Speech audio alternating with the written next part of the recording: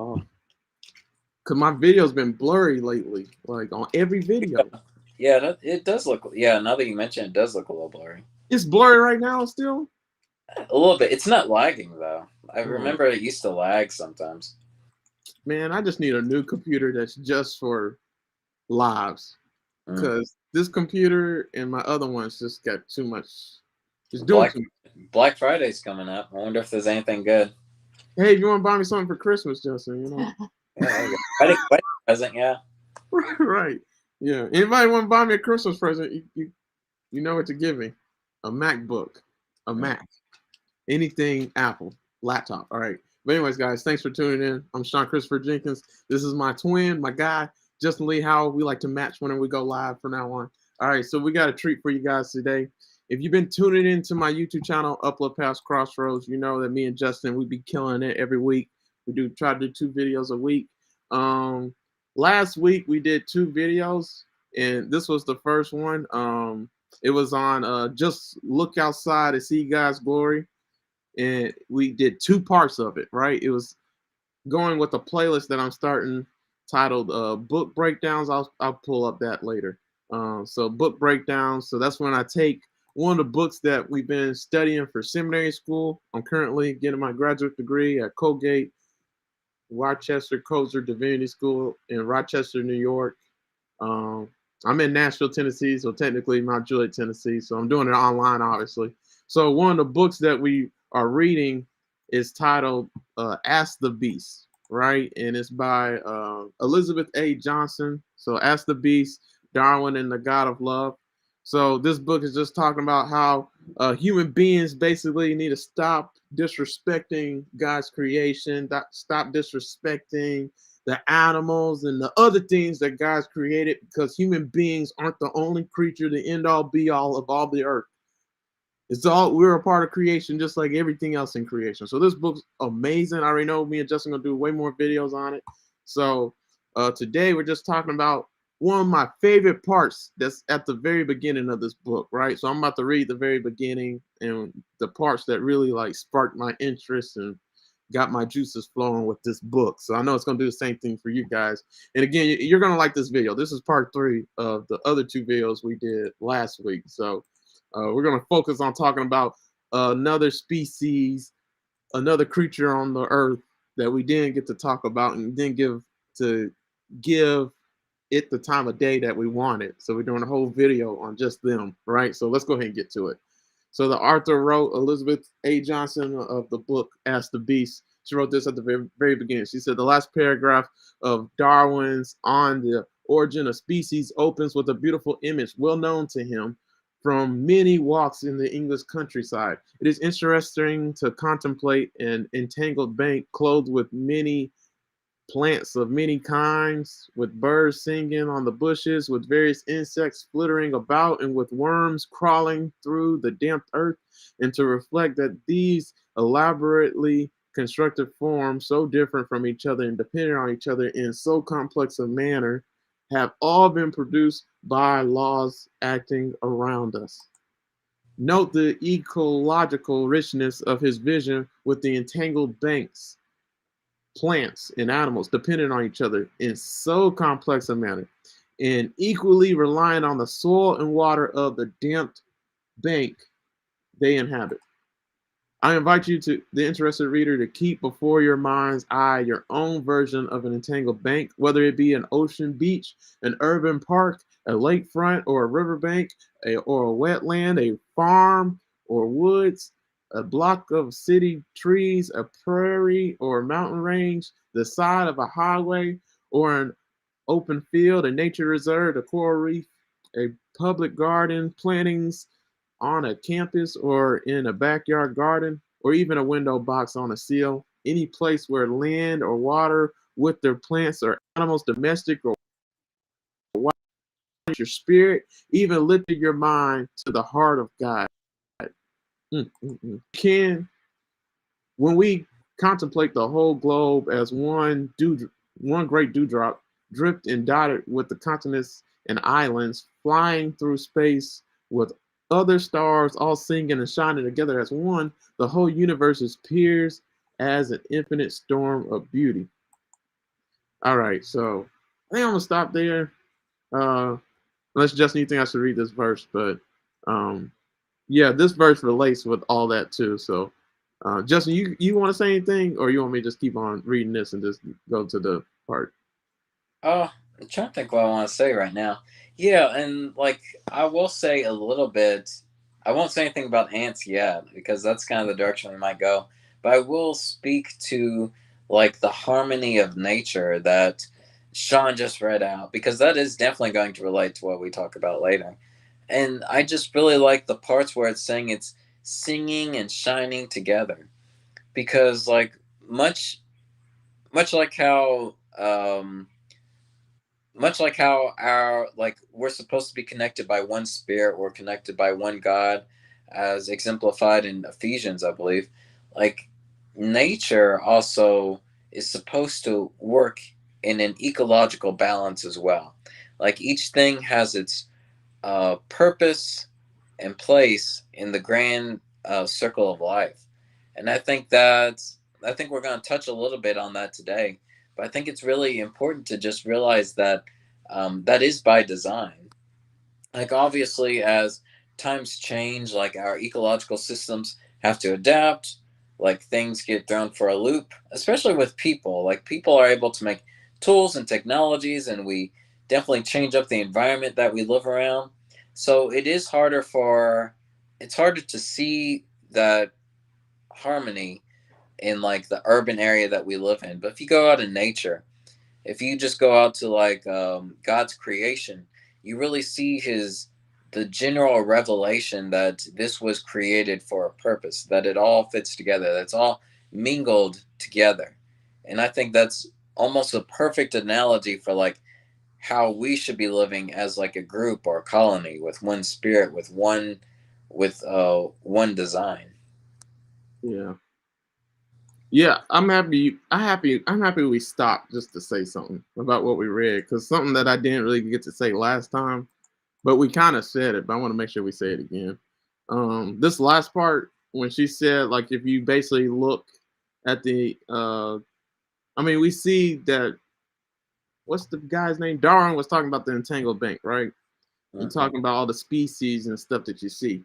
And when we did the videos last time, the first two videos, I said like she said something about a window box seal. So I don't even know what she meant by that, but basically just look outside and just think about everything that's outside, that's literally outside right now that you never think about. Like, I mean, yeah, we walk outside, but are you thinking about your surroundings and are you aware and considering what's out there, right? So there's ants out there, there's bees, there's other insects, so gnats, like there's spiders outside, there's birds, there's caterpillars, like there's a lot of stuff outside these four walls, wherever four walls you're in, right? And there's some even inside your house, right? So there's bears, foxes, rabbits, like there's so many creatures outside, right?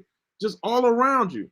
And then we don't even consider what's around us. Like we don't even know. Some of them are hiding, and we don't even know what's underneath on the ground, on the surface of the ground. But like there's a lot of things outside in all of creation in front of you, right?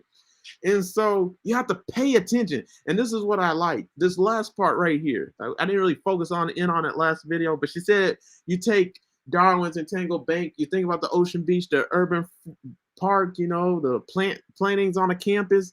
Just like I said, go outside and look outside your window sill, right? So any place where land or water with their plants or animals, domestic or wild, you have to draw your attention to it. That's what she's saying. And if you draw your attention to it, it will refresh your spirit, right? Then it will lift your mind and heart to God, right? Which that leads to the Bible verses. So, like, this is in the Bible, right? In Job chapter 12, verse 7, it says, but ask the animals, and they will teach you, or the birds in the sky, and they will tell you. What are they going to tell you? This is what they're going to tell you. Or speak to the earth, and it will teach you too, right? Or let the fish in the sea inform you. Which of all these does not know that the hand of the Lord has done this? What has he done? Created them, right? In his hand is the life of every creature in the breath of all mankind. So one of the things I had to write a 12 to 15 page book report in my class. I'm definitely gonna say this one part right here.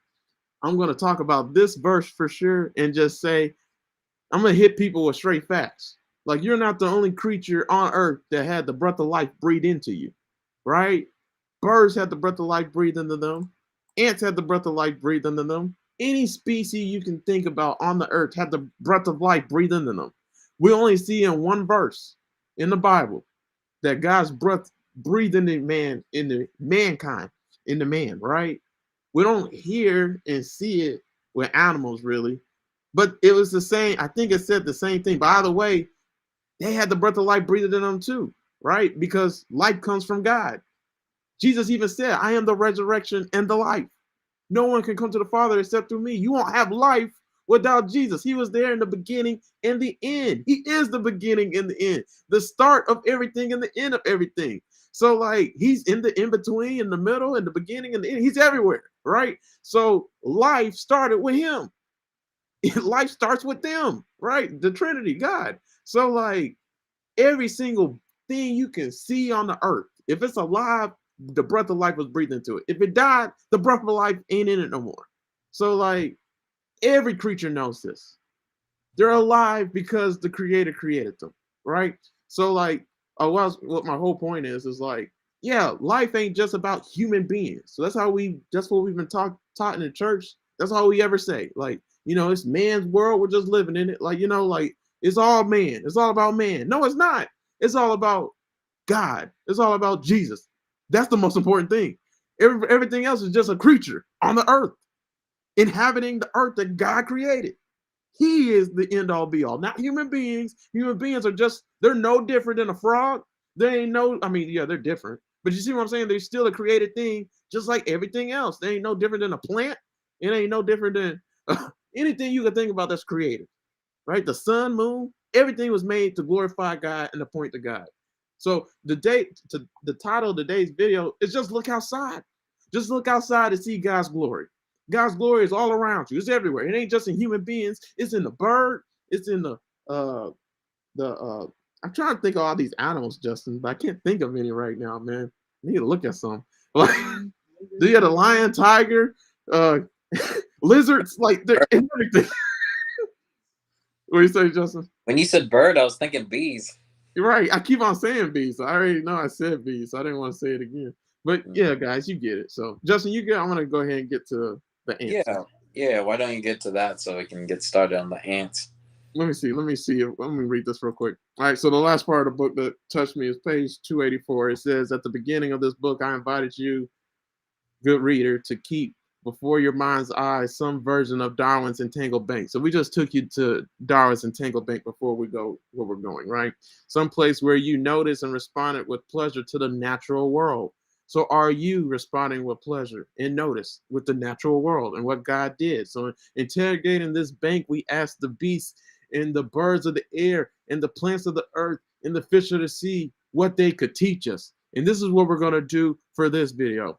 So if you go to my YouTube channel, Uplift Past Crossroads, you already know I have a lot of playlists, right? I say that all the time. One of my favorite playlists and one of the favorite things I like to talk about is, I'm just go to it. It's Proverbs 30, right? That's one of my favorite chapters in the Bible of all time. Like, it literally talks about what we just read. Like, it literally, and I haven't even read all of it. I only know these 4 verses that we're about to say. Like, I know these, like I know my name.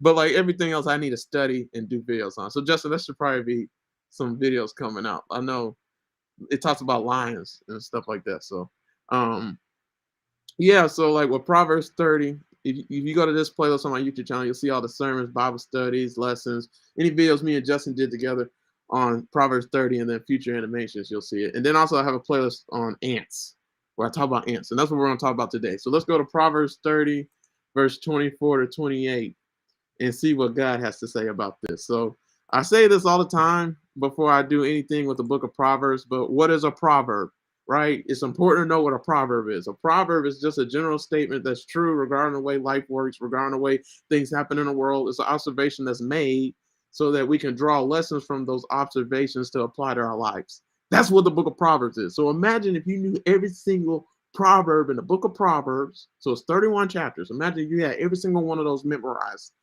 and then you applied it to your life, how different your life will look. And we're about to show you how different it's going to look, right? Let's take you there. So Proverbs 30, I'm going to read verses 24 to 28, but we're just focusing on verse 25. We're talking about ants today. That's how does ants glorify God, right? So Proverbs 30, verses 24 to 28 reads, there be four things which are little upon the earth, but they are exceedingly wise. The ants are a people not strong, yet they prepare their meat in the summer. The conies are but a feeble folk, yet make their houses in the rocks. The locusts have no king, yet they go forth all of them by bands. The spider taketh hold with her hands. It is in the king's palaces. Right? So that was from the King James Version Bible, but we're focusing on verse 25 today. Right? We already hit you with verse 26 about the rock badgers and the conies. Check out that playlist on my YouTube channel, Uplift Past Crossroads. We already hit you with the locusts last week. You know, verse 26. That's another playlist on my YouTube channel. And we already talked about lizards and spiders, right? Because it changes based on the Bible version you're reading, if that's a lizard or spider.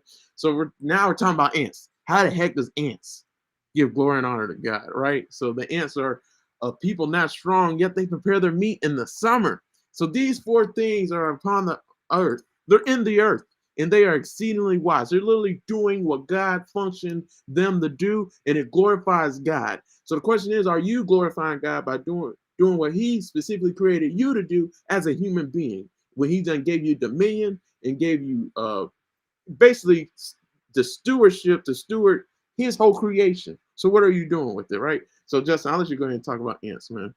Yeah, I think like ants can be like a powerful lesson for us as well, because they're one of the, of course there are plenty of animals that have um, like colonies and their own social structures, but like ants are very impressive because they like have their own, they just have like their own unique casts or systems, and they're just able to um it's funny, like I was just telling Sean that I watched Ant-Man Quantumania before this as well, so I feel like I was ready. But it's funny because like the, oh shoot, what's the guy's name? Hank Pym. He's like all about ants, and he just talks about how they can work together to like accomplish anything. And I think that's a good parallel for people, because that's something that we can actually learn from that as well. Like they're organized like an actual human society. There are different caste systems. There are different roles. You have worker ants. You have, well, slave ants. You have queen ants. You have like a bunch of other ones I can't remember. Like depending on the type of ant, you've got ants that are literally, they literally just use their heads as doorways. If like they're under attack, they will force their head into the entrance, and then no ants can get through. It's like it's crazy because you have division of labor and workers, and they're able to accomplish so much. Like if we, I don't know, if they were like the size of humans, it'd be like they would easily take over us just because of like how organized everything is. But they just possess like their own duty. I feel like this is a good, these are some good verses for the lesson we have, because it just shows the ability to harmonize and work together. Because each ant has like their own duties. They have nests designed in a way that can be compared to human cities. They form symbiotic relationships with like other bugs sometimes, depending on how territorial they are. And like they just have a lot of traits that are relatable to humans, including like intelligence. They can use scent trails and landmarks and the positioning of the sun, and they just have like incredible strength to get work done.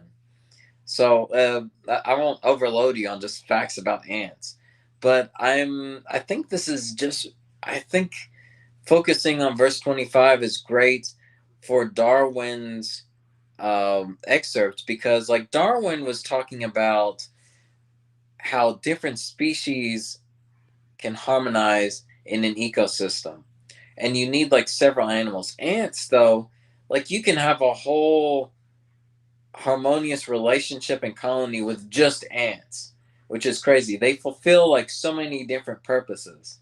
Um, I'll talk about how they wage war later. It was interesting because there was a book on ants that was saying that was, they were talking about how we how we think humans are like the worst species, are the only murderous species, the only one that wage wars. No, like ant wars are like so much worse. There's like ants don't really care about their life. They're so community based that they don't care about their own singular life as long as they can take over other ants.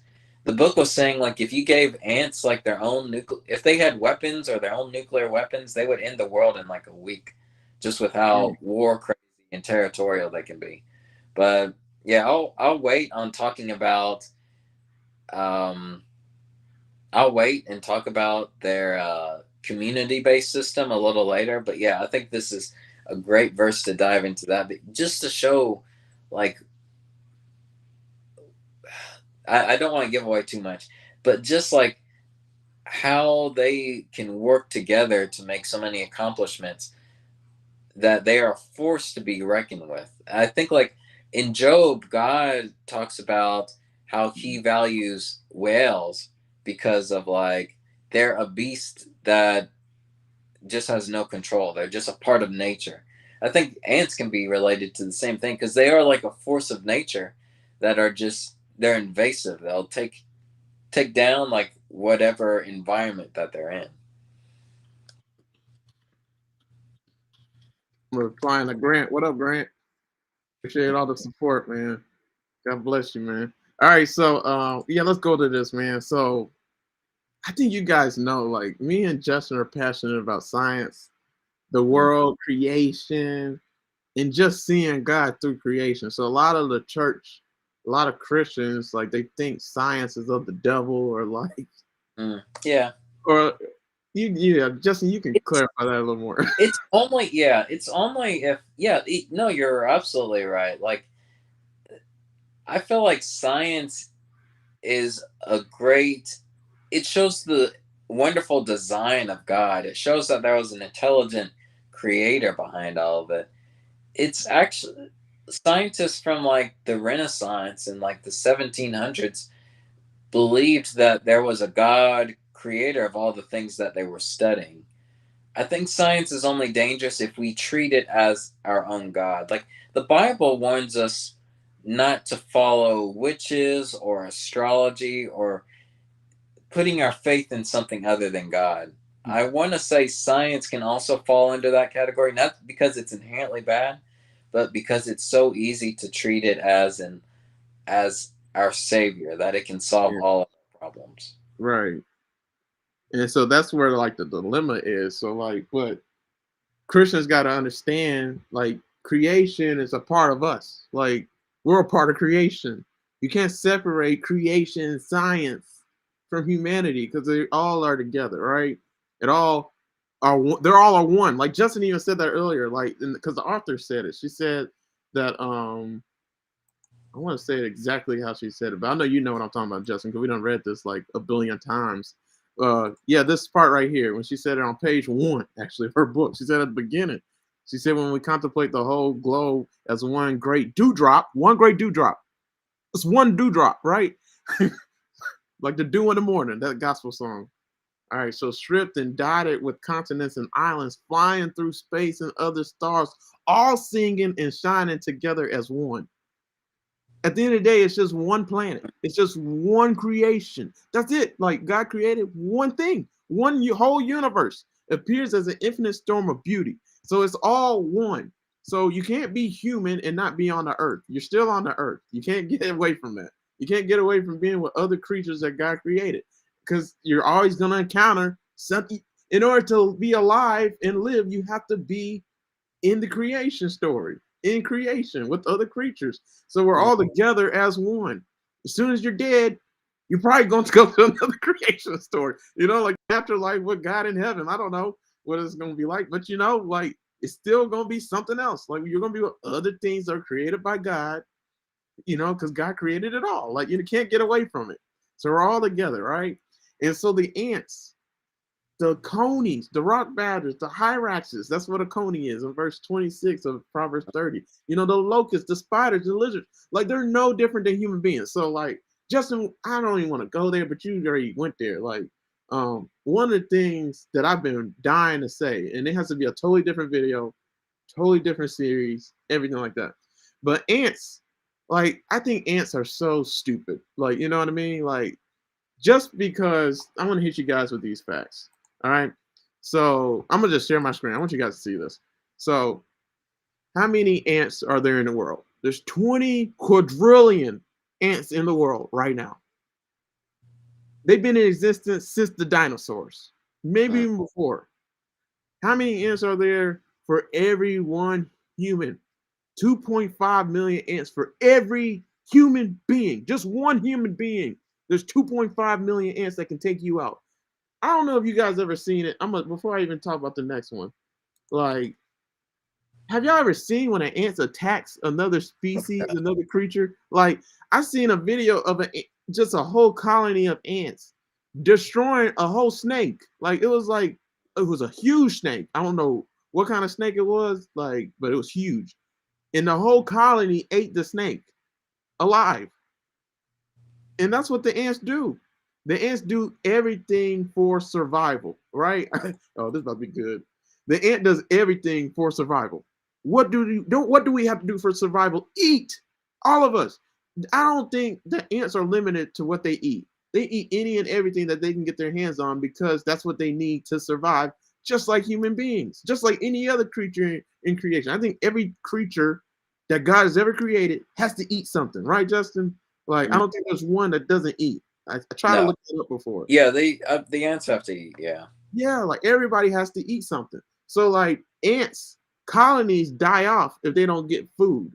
So that they have, like Justin said, there's different types of ants. I'm gonna talk about that later. I'm not gonna go there yet. So he mentioned actually it's on this slide, but there's another one that I want to go deeper in. But you got different types of ants. So everybody has a role in the colony, and everybody does everything to save the colony. Everybody does everything for the colony. It's not for themselves. So like meet the colony, right? You got worker ants, you got soldier ants, you got drone ants, you got queen ants. Every single ant that's in a colony has to do something. Mm. That's why they were created. That's why they're alive. That's why they're in a colony. Nobody can just chill. I don't want to have anything to do with the colony. As soon as you do that, you're dead. You have to eat. And you're an ant. You're small in this big old world. So you have to work as a team to get the food that you need to survive. Right? And then on top of that, every ant has two stomachs. So anytime they get food, they get more food than what they need so that they can feed the other members of the colony, because everybody can't go out and everybody ain't called to go out. You have different types of ants again. Oh man, I'm preaching now. All right. So like one ant is a slave ant. So it's a sex slave essentially. So it's a male ant that just has sex with the queen ant. So you got the queen ant right here, just in case you guys can't see it, and then you got the male ant right here. So literally when a male ant is born in a colony, all they do is have sex with the queen ant. That's all they do. The male ants never go out. Anytime you see an ant like that's outside the colony, especially like at your house or something like that, which I see sometimes in my house, it's always a woman ant. The women ants go out to get everything, kind of like a lion. It's weird, like a lion prey. What's it called? No, what is The it called? pride. The pride. Okay, It is all right. pride. So like, yeah. So like with the lion pride, the women go out to get the The food. lioness. Yeah, the lionesses are the hunters. Yeah, and then what the male ones do, I think they just like fight to like be the alpha male of the whole Yeah. entire pride, right?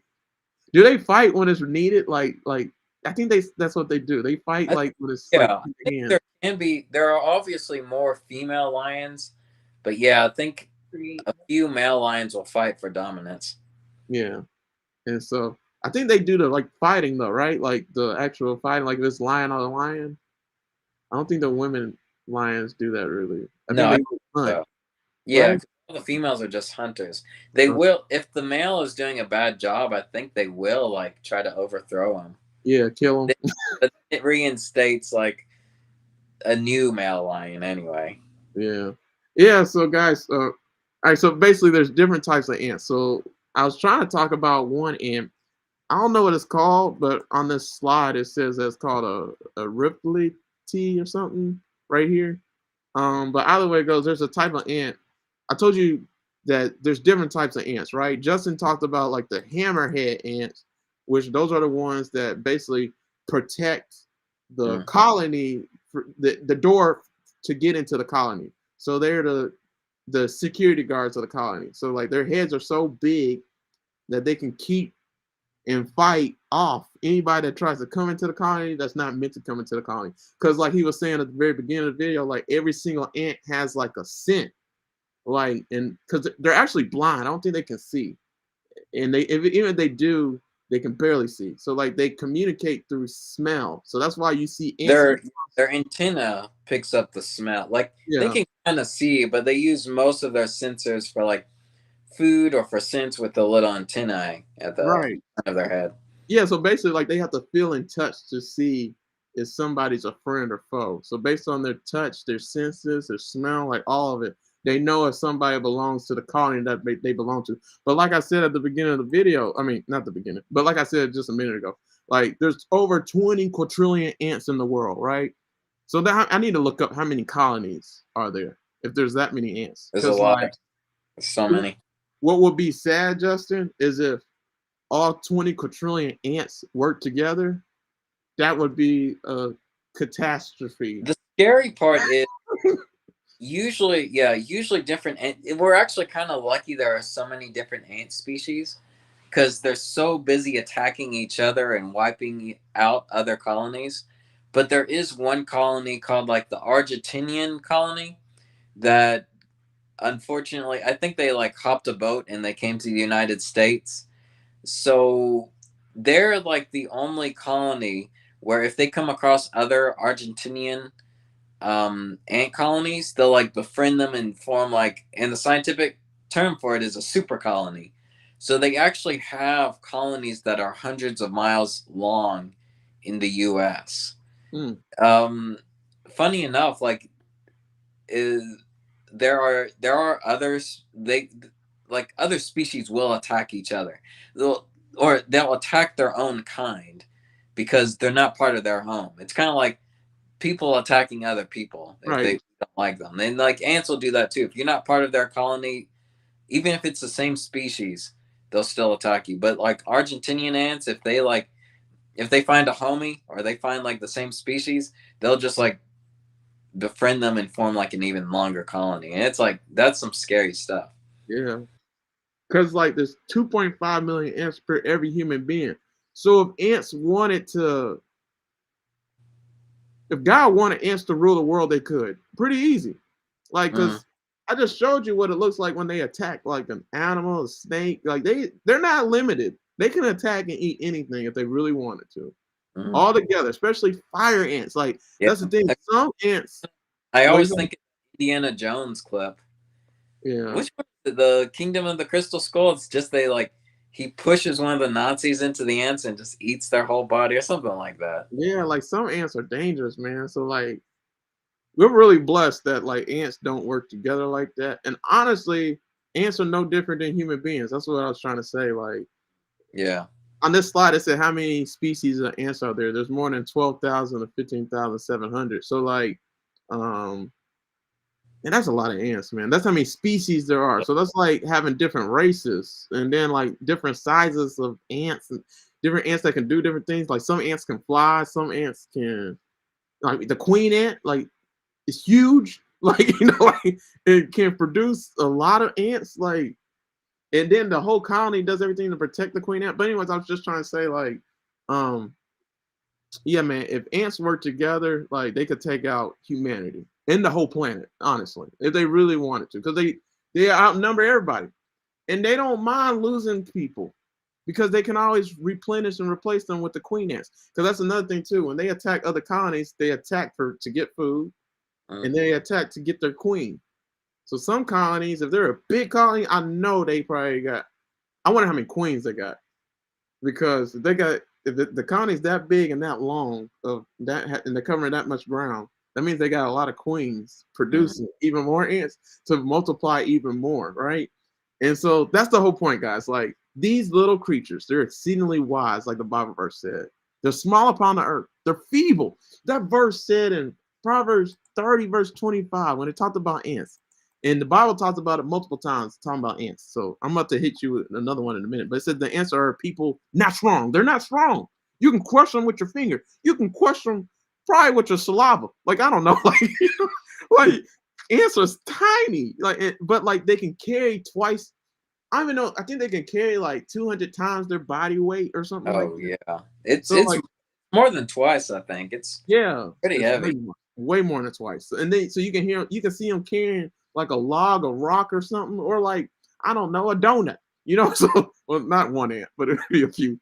But it don't take that many to get a lot done. To cover a lot of ground, and that's so powerful. Like human beings need to take notes. So the ants are people not strong, yet they prepare their meat in the summer. Okay, I'm not gonna go there yet. What I'm trying to say is like human beings, like God's trying to tell us to look at creation. He's speaking Mm. to creation right here, just with the ants, just with the few things we said to you. I haven't even hit you with everything yet. There's so much to learn about ants and how they operate to see, oh, God wants us to be better. So like, why do ants not work together?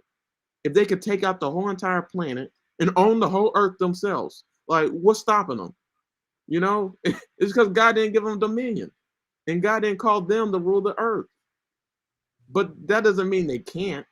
And that says a lot. These creatures are small, not strong, little upon the earth, but they're exceedingly wise. They know how to operate. Ants, where do they live? We don't even know. Unless we see an ant hill, and they do a good job covering that majority of the time, right? Like you can be sitting down on an ant hill and not even know, and then got ants in your pants, right? Probably chew off your butt. But anyways, like so like, man, these ants are smart. But like, are they smart? Because like, if they were, they would work together. So it's no different than human beings. Human beings are that stupid too. Like, if human beings really wanted to like make the world a better place, make it far in life, like we would really care for one another. We would really help out one another. We would really lay down our lives for each other, no matter what our backgrounds, no matter what country, no matter what anything, right? So because we don't do that, human beings dying off, right? Some human beings are exceeding and have experiencing the best of life. I won't even say some. I would say a small amount of people get to experience everything and get the best of life and all that stuff. Everybody else, which that's like the 99% of people, like they gotta, they're fighting for scraps or something like that, for crumbs at the table of what the rich and the wealthy get, the 1%, right? So like we're no different than the ants. We're always fighting. We're always at war. Like, why? At the end of the day, why? Like, yeah, some countries are doing some crazy stuff. And yeah, sometimes you got to go to war, right? But at the end of the day, like, why don't we just do stuff? Most of the time we go to war because somebody's hurting other people or something like that. So it's a good reason, right? But that's the whole point. Like, ants fight each other for what? For food and queens. But if they work together, they can get even more food and even make even more queens. Like, you know what I'm saying? Have even more. But human beings, we don't work together. So, like, we're not going to, you guys see the equation, right? You see it. Like, humans, because we don't want to work together, we're not going to have enough to eat. We're not going to have enough to do. Like, you see what I'm saying? Like, because we don't work together, we got so much problems. And it's so sad.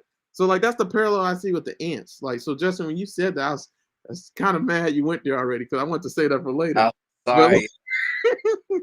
but yeah, it took forever to get to. But yeah, man, like that's the biggest revelation I got from ants. Like the biggest, man, because I just don't it just don't make no sense to me. Why do they fight? Y'all want the same thing. And human beings, why do we fight? We want the same thing. Like, do all of us want the same thing? No, some people are evil. But like majority of people, like we want good on the earth. We want peace. We want our families to be happy. Like, why don't we do that for everybody then? What do you want to be happy? Let's give it to you. But no, like people want to get over on other people and make them suffer and pay to get what they want. And then majority of the time when you suffer and pay, you still don't get what you want because minimum wage don't pay enough. All right, but anyways, let's stop. All right. So Justin, I want us to go ahead and say some of my stuff about ants. You got anything else? No, not right now. I kind of want to see what you say first, and then build up from there. Okay, so we talked about ants working together, right? Ants do everything for the colony. Mm. They don't do anything for themselves.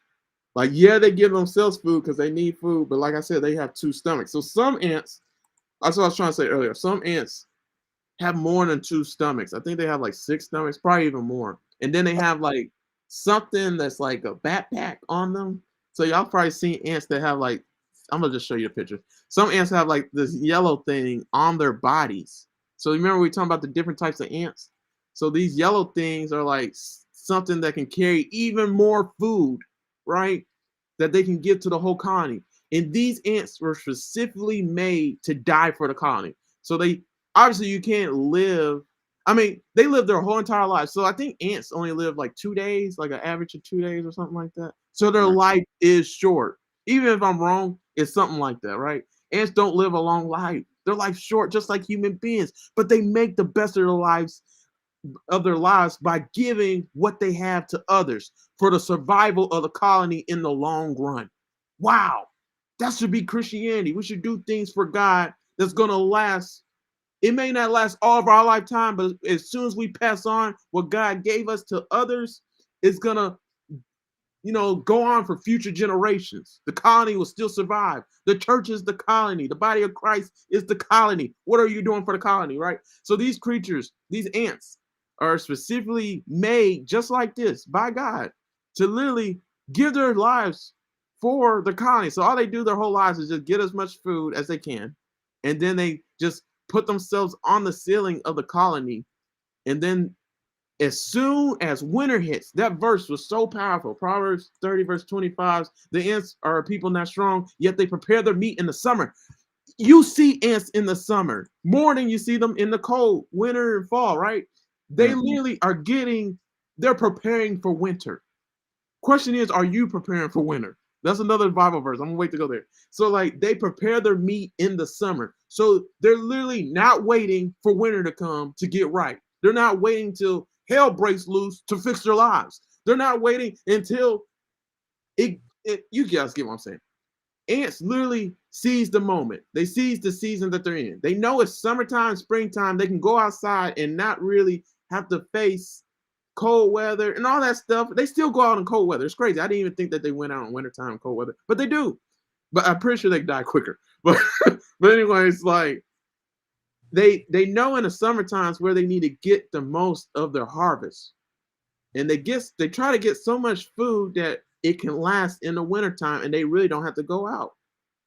Because when winter times hits, you can't go out like you did, in the summer. Same thing for human beings. Like, we have to make provisions. We have to prepare ourselves for the worst times of our lives. Like, I'm pretty sure when we're 90, if we make it to 120, like, you ain't gonna be working at no 120. Like, you're not gonna be able to move. Well, you know what I'm saying? You're basically dead already.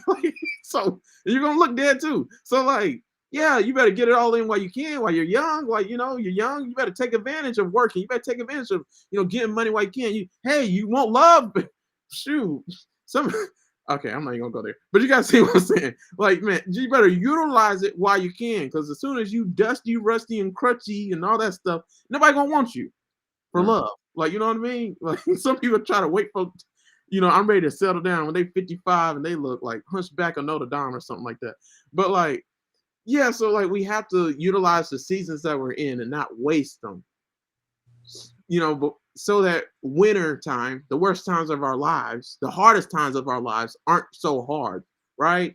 My dad always said a saying to me. He said, "Pay now, play later. Play now, pay later." Let me make sure I said it right. Pay now, play later. Play now, pay later. So basically that quote's saying, like, if you play games right now, so like you're young, you just living it up. You ain't saving your money at all. You just having sex with everybody. Like, you just living for you, boo-boo. You're living completely different than the ants. God mentions the ants for a reason. They do everything for the colony, for the betterment of humanity, for ants, right? For the betterment of everybody, the family, the church of God, right? So, like, this is how ants operate. If you live for yourself, this is the revelation. Do things for only you, for your satisfaction, your pleasure. That's all. That's the only people that's gonna be satisfied is you. And matter of fact, you ain't gonna be satisfied because when wintertime hits, you're gonna realize, man, I wasted my life. Like, that's one of the reasons, Justin, it'd be interesting to talk about. But like, why are you with Yao? Why are you trying to have kids? And same thing for me. Like, You could have sex with everybody, right? You can have sex with as many women as you possibly could want, right? But at the end of the day, if you just had sex with all the women you wanted in the world, right? And you got all of them, when you hit about 90, 80, even before then, you're gonna be like, man, I wish I would have just settled down with that one girl. That one girl was perfect. Had kids. I would have had a legacy. If I had 6, 12 kids, oh my gosh. Like I wouldn't be lonely. I would have company. I would have somebody to take care of me instead of going to the nursing home where nobody comes to see me. Like that's gonna be another video.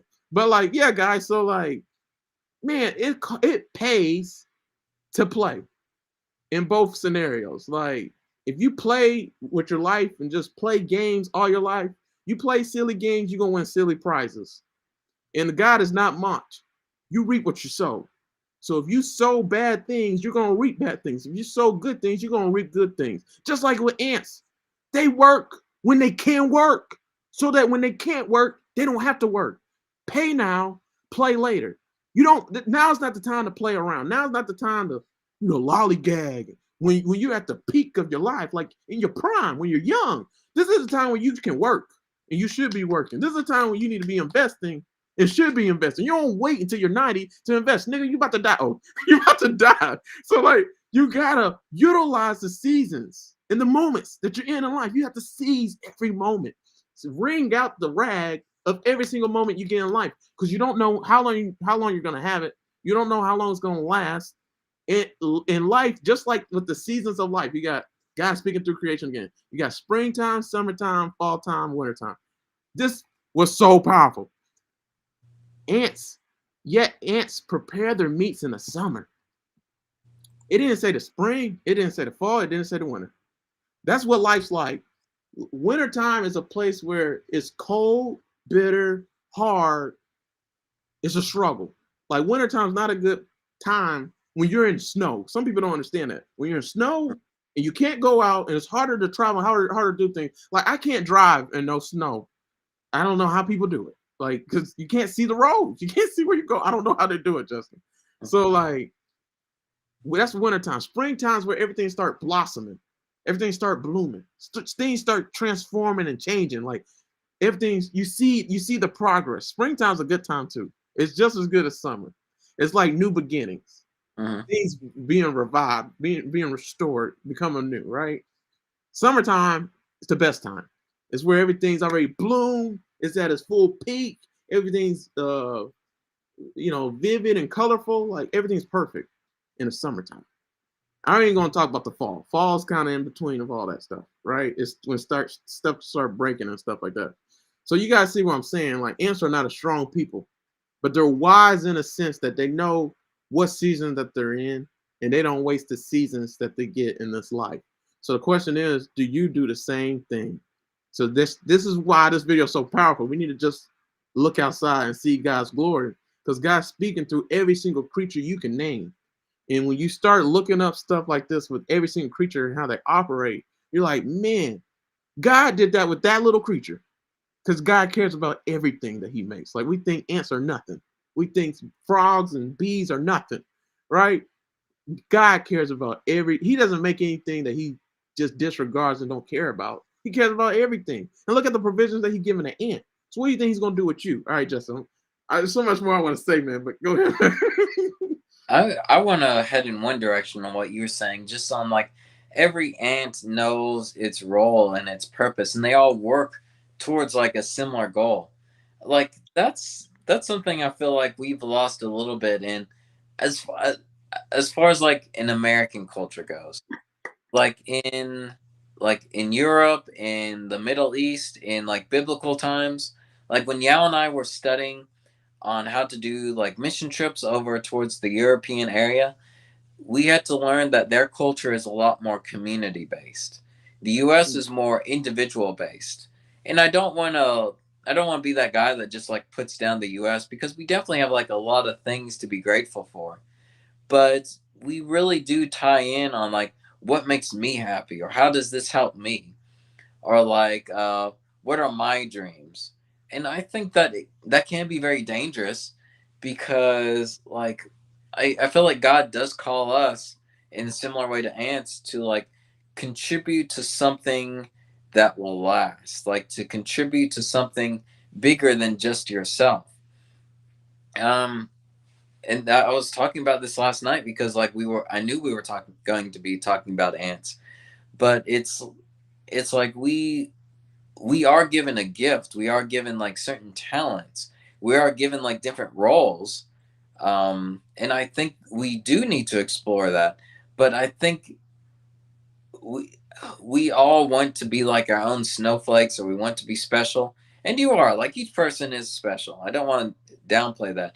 But we try too hard to be unique, that we try to like pull ourselves away from the bigger picture. Like we're a tiny ant who's trying to like run away from the colony or the environment that God has put us in.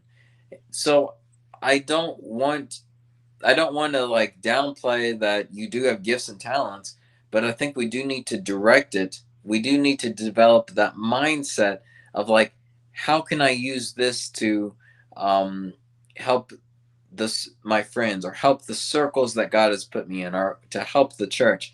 Like one of Sean's ideas, video ideas, is um, like how do we know if like a church is good for you, or when do we know to like separate from a church? And like what I'm saying is I'm excited for that video idea. Like some of the things I'm talking about now I want to put in for that, because it's like sometimes we do think about like, okay, how can they help me, when like we also need to realize like, how can I help other people? Yeah. Like if we the harder, and Jesus said this too, the more, or maybe it was Paul, I forgot, the more that we hold on to our own life, the more easily we'll lose it. But if we give it up, we gain that life. Okay, it was Jesus Jesus, after I yeah. said it. You had to um say it. yeah, yeah, I didn't want to like blasphemy, or like, oh yeah, this is totally what Paul. Justin said it, and he was like, "Yes, that's my Lord." Yeah, I remember it Yeah, now. right.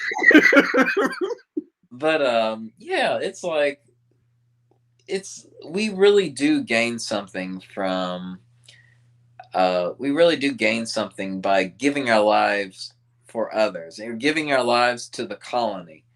um it's funny because I every time I watch a movie, I like to approach it from like, what what's the mental health of these characters, or like what would a psychologist, sometimes I'll watch videos on like psychologist reacts to a movie or something. And it was interesting because I saw one video for like Guardians of the Galaxy Mhm. movies, which is interesting because it's like you have these ragtag bunch of misfits, but they have like their own, they're very rough because they're afraid of like, the world has hurt them, so they don't want to be hurt anymore, so they don't want to be a part of anything. And I've said this before, my brother is kind of like that too. It's like life's a dirty game, you have to play dirty to win, or something like that. I hate that quote. Yeah. But that's a terrible way to live life, honestly. And like eventually with the Guardians of the Galaxy, they find their own place, they find their niche, they find a group where they can like be themselves and open themselves up, but they're able to use their talents towards like a higher purpose, like saving the universe or guarding the galaxy or whatever they do. I actually don't know what their job description entails. I don't know what a guardian of the galaxy actually is. But it's like, yeah, I think like that's something we can definitely learn too. Like we think like movies are trying to enforce of like, oh, you got to be special to like make your way in the world. I think that's like half of it. You are special, but you also have to realize like, what's the circle or what's the colony God has put me in, Yeah. to use my special set of skills. Right. Yeah, and that's the powerful thing. Like, it's so sad. Like, people think ants are stupid, right? Or like they'll look at any creature and be like, "Man, they're so dumb." But at Mm. least they know their purpose. At least they That know what they're here for. You that's true. Yeah, absolutely. know, at least they know their part in the world and in their community and in their race. You know, in their species. Like, how many people can say that? Like, there's so many people that don't know why they were here. They don't know their identity. They Mm. don't know their purpose. You know, they don't even know why they work the job that they're working. They have no plan. At least an And ant has a plan.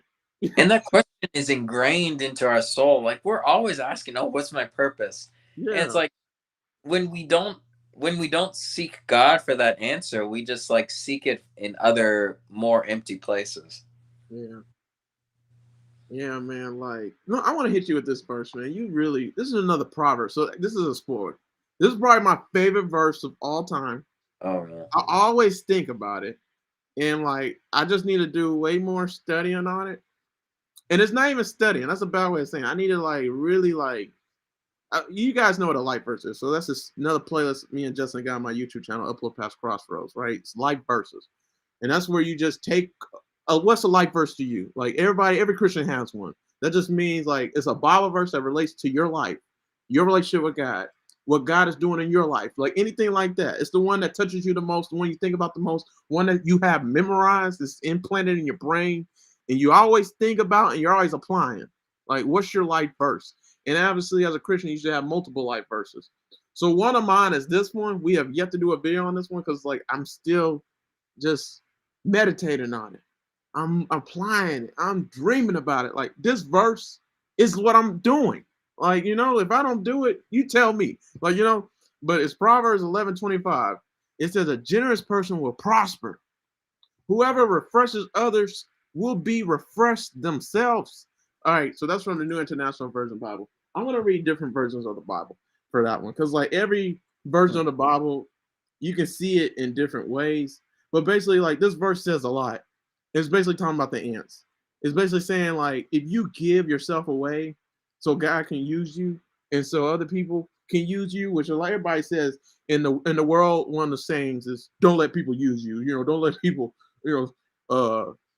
basically take from you and then you don't ever get anything back. Like don't just give yourself to other people, right? Like we live in such a selfish world, right? So the New Living Translation reads, the generous will prosper. Those who refresh others will themselves be refreshed. The King James Version Bible. Let's see. Oh no, okay. I want to read different versions. I'm just going to read different versions. It says, "The soul that blesses will be enriched, and he who waters will himself be watered." So, like a lot of times, people think like, if I give, then I lose, and sometimes that's true. All right, I'm not going to act like it's not, but not when it comes to God. In the world, people may take advantage of you. In the world, you may give, and people don't give back to you. That's in the world. That's this world order. But also another equation in the world order is faith. We walk by faith, not by sight, right? we have faith in the substance of things hoped for, the evidence of things not seen. That's what we have faith in. So the rewards we're looking for, we're not going to see it more than likely. The praises that we're looking for, we're not going to get it here on this earth. You think Martin Luther King was appreciated like he was, like he is now when he was alive? No, he had to die for that. And then I don't even think he knows the recognition that he was gonna get. You know? Like, so he never lived through this. So many people didn't live through like the blessings that they were promised or that they should have got, the recognition. Some people don't get to see that in this world, but you will in the in the next world with God, right? So a generous person will prosper. Whoever refreshes others will be refreshed. So like that goes to the ants. This is their lives. Like if one of them give up getting food for the whole colony, it's gonna cost everybody. But if one person, just one ant, if they dedicate their whole lives to doing everything for the colony, everybody's gonna be refreshed. Everybody's gonna be blessed. Winter ain't gonna be as bad. Like it's gonna be beneficial for everybody. But as soon as one ant refuses to do their job, like we mentioned the hammer ant. So there's one ant that has a hammerhead that makes it like basically like a bulldozer truck hitting like another ant that doesn't have it. So like you're not gonna want to fight that ant. It can move you in ways you don't want to be moved, but most of the time, like another hammerhead ant fights another hammerhead ant. But either way it goes, like there's still a force to be reckoned with. So some ants, like in the colony, you don't want to mess with. Like, they're a force to be reckoned with. So, like, basically, you can't do everything alone. It takes a tribe, it takes a village, it takes a network. Like, so many people, you're not going to receive your blessings because you're trying to do everything yourself. And that's not this Christian life. Paul even said in 1 Corinthians 12, Justin, this is another video, man. Like this is like 10 videos in one. But Paul said in 1 Corinthians 12, he said, we're the body of Christ. The body of Christ is not all an eye. Some people think the body of Christ, everybody need to speak in tongues, or everybody need to preach, or everybody need to sing in a choir, or everybody need to do a certain thing. And that's not the case. In the body of Christ, it's a freaking body. There's 7,500 different functions in a human body. That's a lot of functions, right? What do you think the body of Christ is like? You know, you got black people, you got Chinese people, you got fat people, you got skinny people, you got ugly people, you got pretty people. It's different people in the body of Christ because everybody has a function and a part in the body, and not everybody can reach the same people. There's some people who don't want to hear a lick of things from me, but they want to hear from Justin, or vice versa. You know what I mean? So like, I will only go so far by myself. But if I utilize the whole body of Christ, the whole colony, a generous person will prosper. A person who gives themselves away to others will prosper. Like, that verse is so powerful. This is a proverb. I told you what a proverb was. A proverb is a general statement regarding the way life works. And if you apply this wisdom, it's going to change your world. It's an observation telling you what goes on in life. Wisdom. A generous person will prosper. Whoever refreshes others will be refreshed themselves. So do you want to be refreshed? Are you looking for a blessing? Are you looking for a miracle? Man, you better give yourself. And Justin even said it. Jesus said it. Like, the person, we need to just pull up the verse, but he said basically, the person who tries to hold their life, tries to get everything in life, that's the person that's going to lose it. The person who loves their life, that's the person who's going to lose it. But the person who hates their life, the person who gives their life away, the person who doesn't care about the riches that this earth has to give, and they give themselves to a greater cost than what you see in the world, that person will find life and life more abundantly. These ants found life and life more abundantly. Let me show you some stuff with an ant, man. Like, ants are so powerful. They work together. And when they work together, they do impossible feats that you don't even think is possible. So, Justin, we probably got to do another video because there's so much to talk about with ants. But, like, with ants, let me show you one thing that was crazy. I saw this the other day. All right. No, I saw this like 3 years ago because I've been trying to do this video for like 3 years. I saw this right here. So, somebody saw ants hanging from a ceiling just like this. Like, look, those are ants, guys, right here. Those are ants. They're hanging from a ceiling. I think they're getting honey from a beehive to take to their colony. So you see, like right here, they're starting to go to their colony, but they're like, okay, and the colony, I think it's on the ground. Obviously, it's on the ground, right? So like they made like a strand that goes to the ground, and then they're basically all working together to get honey from the ground, and then have the ants that get the honey come down from here to go to the colony and come back up to get more. So they're all working together. And obviously, this is more than one colony. Like, there's probably many colonies came into one to do this. This is how dangerous ants are. Like, if they work together, they can do impossible things like this. Like, how the heck you would think an ant can't get up here, right? No. Yeah, that's so crazy. Right. And that's just with this one. Let me show you something else. Ants give themselves away. So if there's a flood, you know, somebody asked a question before, how do ants was insects and stuff on the ark, Justin? That's the question they asked. Oh, and like, that's a good question. Yeah. And so with ants, it wouldn't even matter because they work together as a team.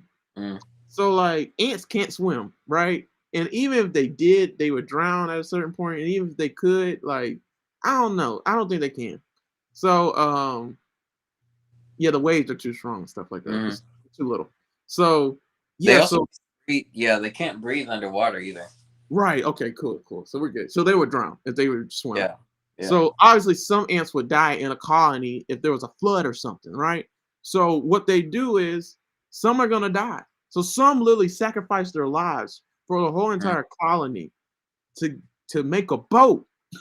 So that the other ants can be on top of the boat and just rock with the boat and float through the water together. So some ants literally die to make a boat so that the other ants can survive.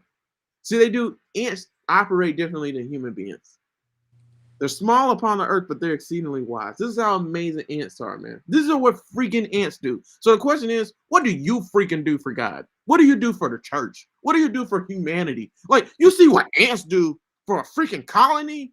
What are you doing for your, for earth, for heaven, for the kingdom of God? This is so powerful. Like, I think earth, the kingdom of God, like anything like that is bigger than a colony, an ant colony. You know what I'm saying? Like, so like what I'm gonna do for that cause for God, my God, are you kidding me? Who's the queen bee? Like, you know what I mean? The queen of all the ant colony, right? It's God, right? So like he's number one. He's the one who's birthing everybody, born again, right, into the kingdom. So we're called to work together as one body, one unit, one band, one sound. No ant is better than another ant in a colony. Even the queen ant, like it's just another ant. Well, God ain't, but you get what I'm saying. So like nobody thinks that they're better, and they all work together, right? So it's crazy what ants do, man. So like, there's so much to learn with ants. I think I'm gonna stop there, and I'll do another video because we didn't even talk about another thing Yeah. with ants. So I'll just wait. But you good, Justin, with this one? Yeah, I think so. I mean, just wrap everything up. Yeah, I do think there's like that was interesting about the seasons that you mentioned, because that's not a direction that I had. But yeah, I think God definitely does want us to recognize his creation, not only to recognize like his power, but also to like learn how like different things have different abilities and talents. And like ants definitely have like a lot of things that we can learn off of. Well, like they just like their harmonious relationship is something that I think we need to grasp it better in order for us to like not fight against each other. I guess that is one thing. Ants fight against each other, and so do we. So like we do need to like learn to work together, or at least take the good qualities of ants, so that we can like build something together on this world, Yeah, not constantly be tearing it down. right. And then what's sad? The ants outnumber us, right? And they barely work together.